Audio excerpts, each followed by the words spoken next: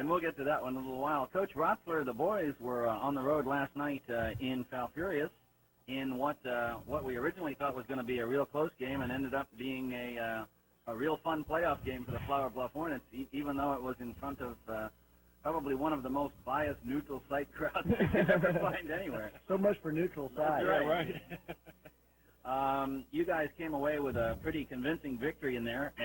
What did you figure you were going to run into as you went ahead and went up against Roma? Well, we had a pretty good idea what Roma was going to be like. We had scouted them in their final district game. We had sent two of our junior high coaches down there, and they brought down a real detailed and very good scouting report on them. We also had a film that we got from one of the other teams in the area that they had played in a tournament. So we had a pretty good idea what they were going to be like. They were a lot like we thought, except the players that had been scoring for them in the games that we saw were not the players that were scoring for them last night. And the ones that we were concentrating on trying to stop were not the ones that were hurting us. So they had some other kids that kind of stepped up and filled those roles for them that we weren't really ready for. And they were able to kind of feed off the momentum that the crowd gave them. They came out early, really fired up. Their crowd was into it.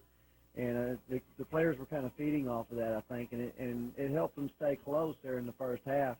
In the second half, we were able to start making a little bit of run on them and open up a little bit of a lead. And when we did that, I think their playoff inexperience showed. They started kind of falling apart and taking some really bad shots, which led to some really easy rebounds for us and got our fast break going, enabled us to really open up a big lead.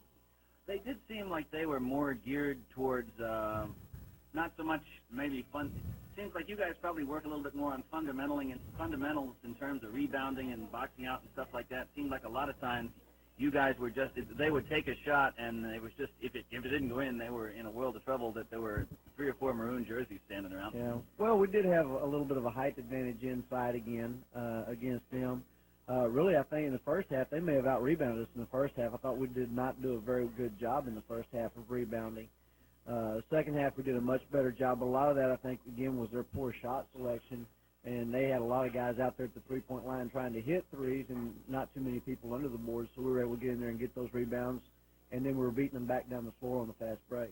Well, I talked to their coaches, Escobar and Valenciana, and they had scouted Flour Bluff at Gregory Portland. They saw us at Gregory Portland. That was a game that, of course, our place in the playoffs had already been set. We were already going to finish third no matter what happened at Gregory Portland. And we told the kids before that Gregory Portland game that,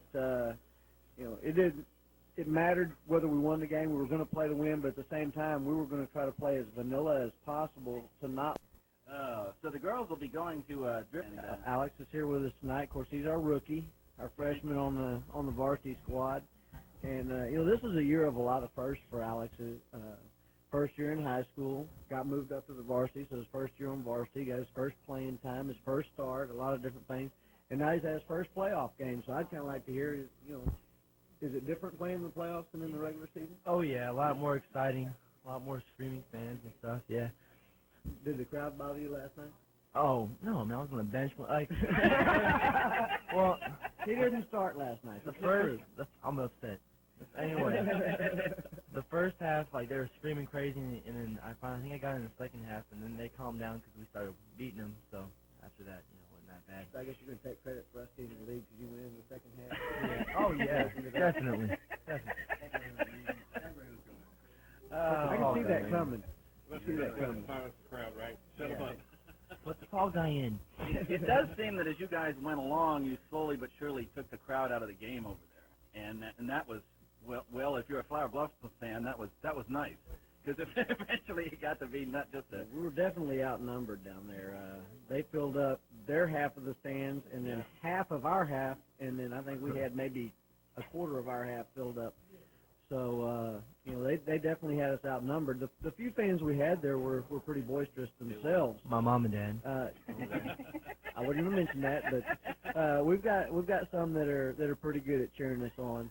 And they did their part, and we had hoped to take their crowd out of the game early. Unfortunately, we didn't do that, and they were kind of, like I said, feeding off of their crowd and got their crowd even more involved, and it kind of kept them in the game in the first half. but we were able to open it up a little in the second